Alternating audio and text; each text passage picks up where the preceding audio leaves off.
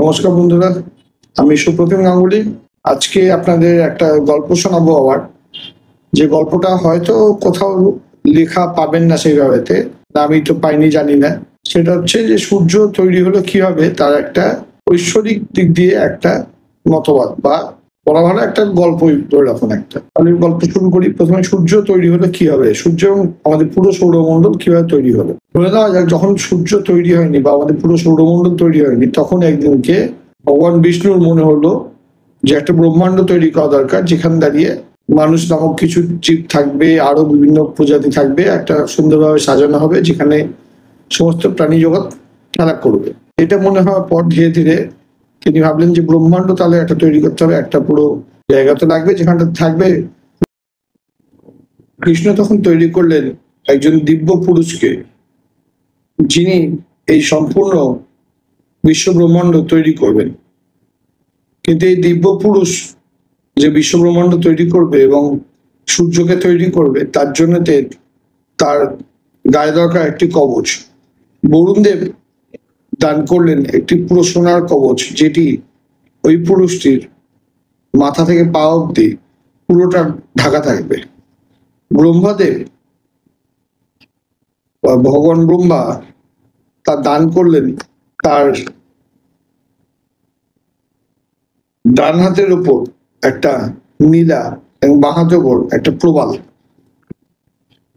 এইভাবে সবকিছু তৈরি হওয়ার পর সেই দিব্য পুরুষ তিনি কৃষ্ণকে জিজ্ঞেস করলেন যে কিভাবে তিনি ব্রহ্মাণ্ড তৈরি করবেন।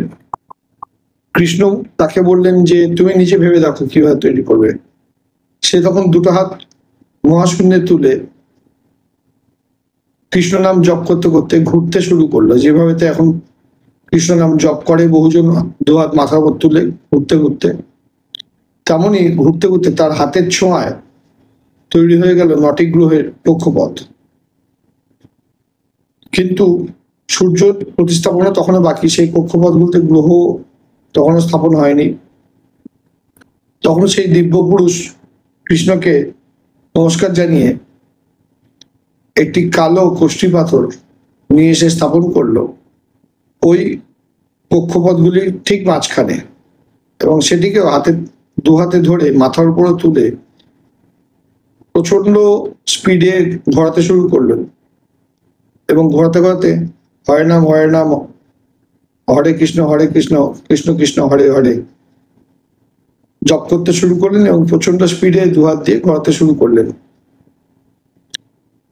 এই প্রক্রিয়া যখন চলছে, তখন তিনি দেখতে পেলেন যে বিশাল অন্ধকার, মহাশূন্যে যে বিশাল অন্ধকার, সে অন্ধকার তাড়াতাড়ি গ্রাস করতে আসছে পুরো ব্রহ্মাণ্ডকে বা পুরো সৌরমণ্ডলকে।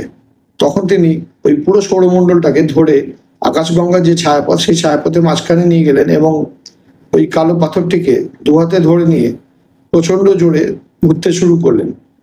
তার ঘর্ষণের ফলে সেখানটাতে একটা কালো পাথরটি নড়তে শুরু করলো। তখন ভগবান বিষ্ণু তার সুদর্শন চক্রকে পাঠালেন, যাতে দাঁড়িয়ে ওই কালো পাথরটি, যেটি ওই দিব্য পুরুষটির হাতে ধরেছিল, সেই পাথরটি একটি গোলাকার আকার ধারণ করে চক্রের উপর বসে।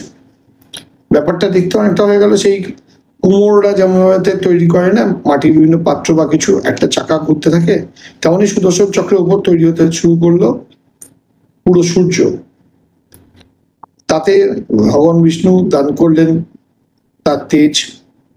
সেই তেজের ফলে এবং প্রচন্ড পরিমাণে তীব্র ঘোরার ফলেতে তৈরি হয়ে গেল সূর্য। তার থেকে যে আলো ছড়িয়ে পড়লো, সেই আলোতেই অন্ধকার অনেকটাই পিছনে চলে গেল।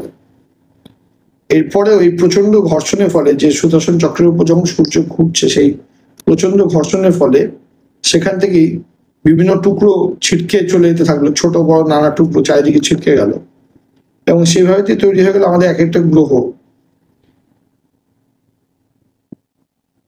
তারপরে সেই গ্রহগুলি, যেহেতু ওই সূর্য চারিদিক থেকেই সূর্য থেকে তৈরি, সেই জন্য সূর্য চারিদিকে তারা ঘুরতে শুরু করলো। এইভাবে তৈরি হয়ে গেল বিশ্বব্রহ্মাণ্ড। বিশ্বব্রহ্মাণ্ড তৈরি হওয়ার পর সেই দিব্য পুরুষ ভগবান বিষ্ণুকে প্রণাম জানিয়ে তার কাজ শেষ করলো। কেমন লাগলো গল্পটা বলবেন। আজকের মতো এখানে শেষ করছি, নমস্কার।